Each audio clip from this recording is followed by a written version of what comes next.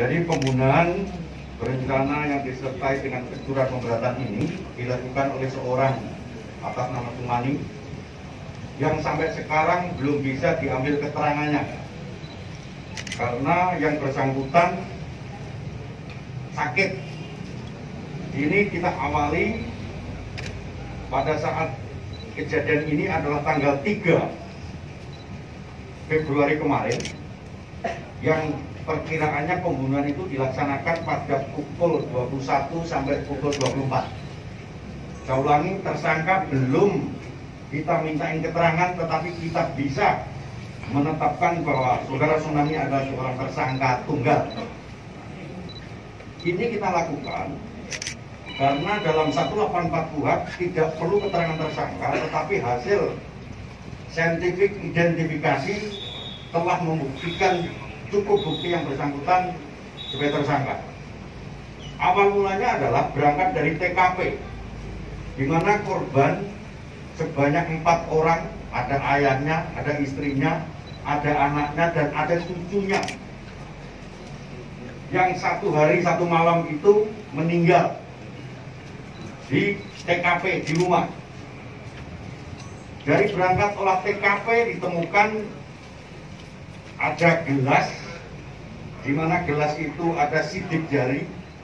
Kemudian tim lapor dan identifikasi mengambil sidik jari itu. Kemudian dengan saintifik identifikasi yang kita punyai, benar match sidik jari itu mengarah ke seorang tamu yang bernama Sumani. Kita kembangkan lagi dari TKP itu, ya, kita tarik CCTV. Jadi dari jam J hari H tanggal 5 itu diketahui dari beberapa keterangan saksi dan CCTV, kendaraan yang dipakai pelaku berikut pakaiannya match. Ada seorang saksi yang menyaksikan bahwa kendaraan itu parkir di rumahnya, kemudian pakaian yang digunakan dan helm yang digunakan sama persis dengan waktu kejadian hasil otopsi mayat oleh Bidokes Polda Jawa Tengah, bahwa matinya korban diakibatkan benda tumpul dan benda tajam sekitar diperkirakan mati jam 21 sampai jam 24. Kemudian dari TKP diberangkatkan hasil otopsi meninggalnya korban akibat senjata tajam dan tumpul. Kita kembangkan, mengerucut, kita lakukan penggeledahan di rumah tersangka, ditemukan arit sebagai alat. Di arit. Jadi karena korbannya ada luka akibat senjata tajam, kemudian kita lakukan penggeledahan di rumah tersangka, ditemukan arit. Di dalam arit ini ditemukan darah.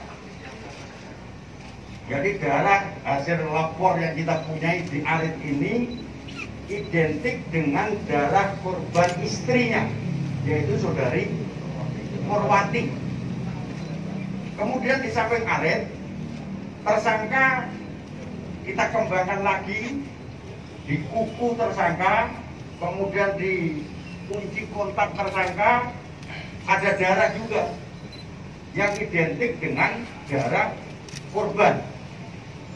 Jadi ini sudah mengerucut terkait dengan pembuktian.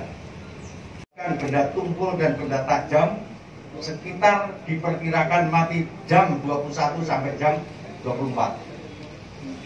Kemudian dari TKP diberangkatkan hasil otopsi meninggalnya korban akibat senjata tajam dan tumpul.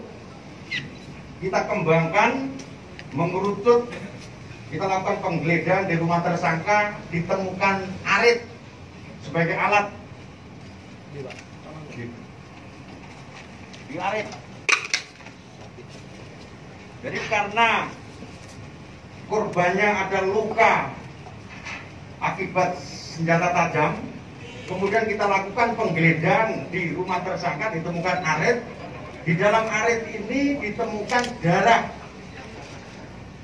Jadi darah hasil lapor yang kita punyai di arit ini identik dengan darah korban istrinya, yaitu saudari Morwati.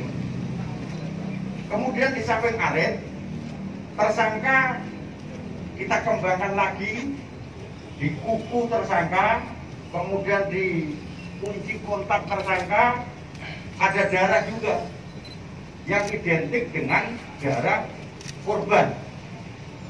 Jadi ini sudah mengerucut terkait dengan pembuktian.